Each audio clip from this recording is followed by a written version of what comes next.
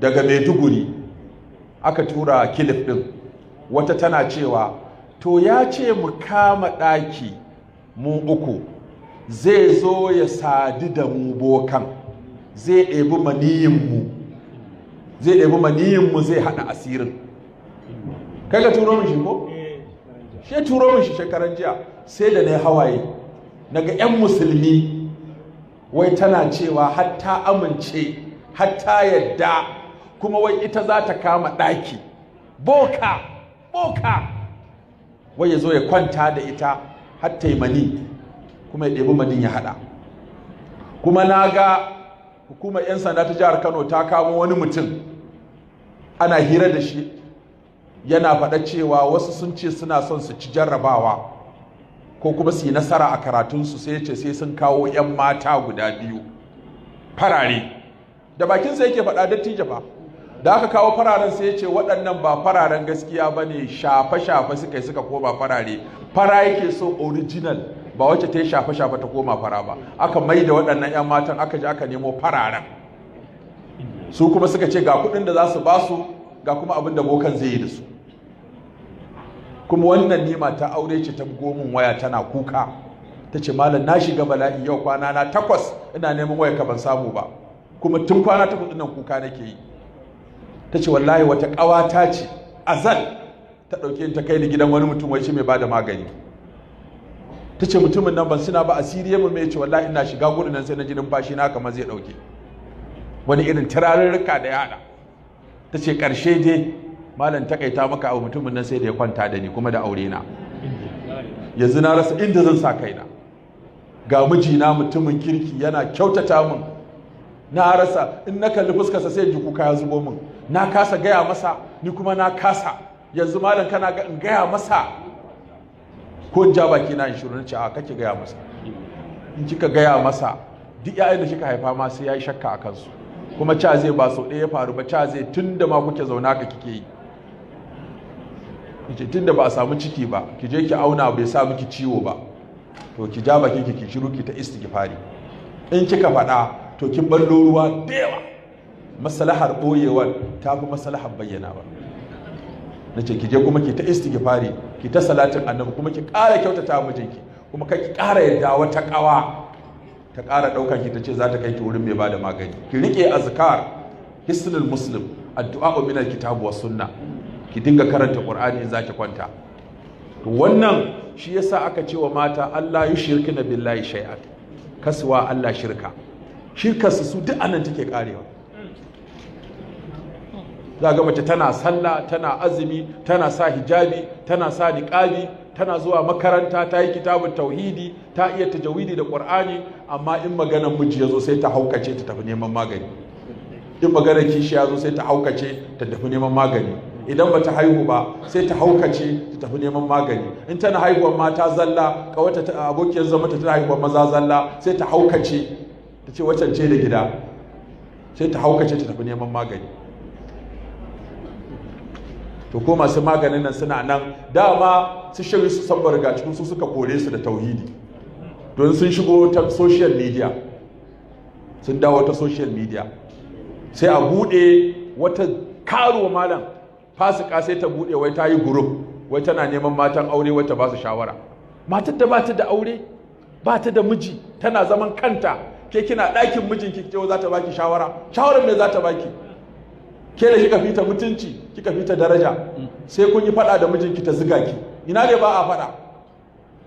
Ta ziga ki, anti ina neman shawara, mijina ya mare ni, ke kika yadda rama, in ya sake ki zo muna da gurin zawarawa.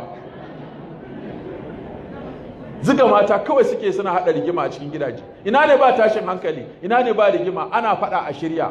Aure zuma ne da madaci, a sha zuma wata ran ai murmushi, a sha madaci wata ran ai rigima, a yayyaga riga da hijabi, kuma a shirya a ci gaba da tafiya. Shine auren ai. Amma wata sai ta zo ta ci, wadan kun yi rigima da mijinki sai ki zo ki nemi shawara a wajen wata, sai ta ziga ki ta kashe miki aure. Wata ma dan sakarci wai sai ta nemi shawarar kawarta, wallahi mijina wallahi baya kyauta min. Ta ce ke kika yadda, kuma fa kawar tata ita tana karatu tana university, ita kuma ta gama ta samu miji, wasu take neman shawarar kawarta, ke kika yarda, kuma tana zuwa gidan ta ga ni'imar da kawar take ciki, ta ziga ta ce wa mijin sakanni, yace na sake ki.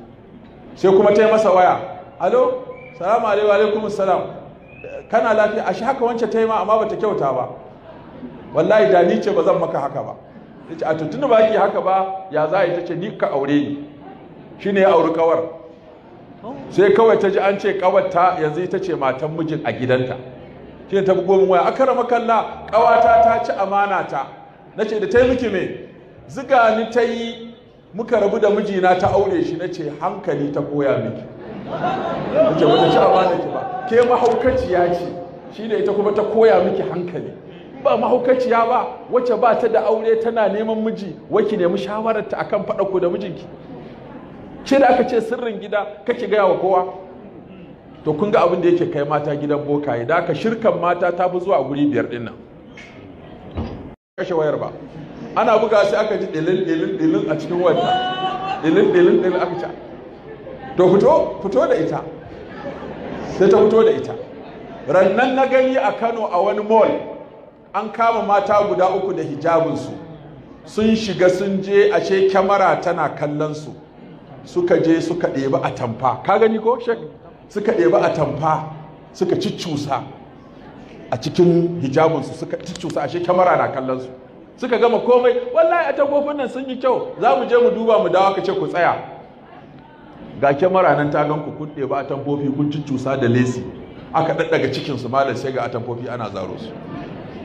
Yace to dama an dade ana man sata, wallahi ni yau na fara. Ɗaya ta ce wannan ce ta gayyato ni, ta ce mu zo, wallahi ni sabuwar barauniya ce, wannan ta ce a'a ita wallahi kaza. Yace to da yanzu dukan ku gaba ɗaya duk satar da aka yi min ku ne, da tsohuwar da sabuwar da ta tsakiyar. Yace duk barayi ne, kuma yanzu zan kai ku gaban police a binciko min ragowan kaya na, in kuka ci duka kwai bayanin da kuke siyarwa. Da ba a san mata da sata ba, amma yanzu gidan biki kaji an ce an sace cokula, an sace takalma, cokali fa, farantai, kayan wanki, shanya, sarka, dan kunne. Da ma dade ana sata sarka da dan kunne tun zamanin da. Akwai mata kyakkyawa a zamanin Annabi sallallahu alaihi wasallam da ta asara hannunta saboda satar dan kunne da sarka. A wata ruwayar ta Muslim ma an ce aro take yi, in ta ara dan Allah ara mun sarka ki za ni biki, sai an bata aro, in ta dawo sai ta ki kawowa. An ta ce ni yaushe kika bani sarka? Ni ban san wannan magana ba. Sai aka kai karanta wajen Annabi sallallahu alaihi wasallam cewa an kama wata barauniya, kuma ga ta kyakkyawa malam, amma kuma mai mummunan hali. Danginta suka ce to yanzu wannan mata da irin kyan nan nata a gutsire mata hannu.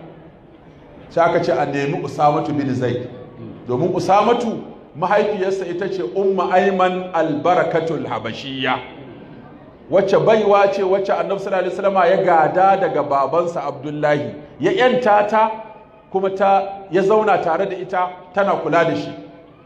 Sannan kuma babansa shine Zaid bin Haritha, wanda shi Zaid bin Haritha asali hari aka kai ƙauyensu aka kama shi, yan fashin daji suka kama shi suka siyar da shi. Da suka siyar da shi sai wanda ya siyo kuma ya ba na Khadija, ita na Khadija ta ba annabi ya yanta shi ya rike shi alayhi salatu wassalam. Da iyayensa suka ji labari suka zo za su tafi da shi, ya ce musu na fi son zauna a gidan nan. Suka ce cikin bauta? Ya ce a'a ba bauta nake ba, an rike ni kamar anan aka haife ni. To shine Annabi sallallahu alaihi wasallam sai ya ga dukkan su masoyansa ne, sai ya hada auren su da Ummu Ayman al-Barakatul Habashiyya da kuma Zaid bin Harisa, sai suka haifi Usama. To sai ya zama Annabi sallallahu alaihi wasallam yana son Usama kamar shi ya haife shi. To sai aka ce tunda wannan barauniya ta yi satar sarka kuma ana neman alfarma abu ta kan Usama, ko Annabi sallallahu alaihi wasallam zai yi sassauci akan hukuncin da za a yi mata. Da Usamatu bin Zaid ya je ya samu Annabi alaihi salatu wassalam, ya ce masa gashi nan wannan mata kaza kaza, sai ga alamar fuska Annabi sallallahu alaihi wasallam ta canza, ransa ya baci, ya ce yanzu haddin Allah a kama barawo da laifi ya amsa, kai ka ce za ka nemi alfarma? Ya ce a ɗaukon mumbari. Annabi alaihi salatu wassalam ya hau mumbari ya ce ya ku jama'a, abin da ya sa Allah ya halakar da wanda suka gabace ku, idan ƙaramin mutum ko talaka ya yi laifi sai a kai shi kotu a yanke masa hukunci, amma idan babba ko ɗan babba ko mai mukami ko isasshe ya yi laifi to shi ya fi ƙarfin kotu, ya fi ƙarfin shari'a, sai a ƙyale shi. Yace to na rantse muku da Allah ba za mu yi haka a musulunci ba, na rantse muku da Allah ko Fatima ƴata ta yi sata sai na yanke mata hannu. Yace ina take matar? Aka ce ga ta ce aje a yanke mata hannu. Ta tuba daga baya har ta zamo almajiran na Aisha, da gundulmin hannunta take zuwa take ɗaukar ilimi a wajen na Aisha, barauniya ce.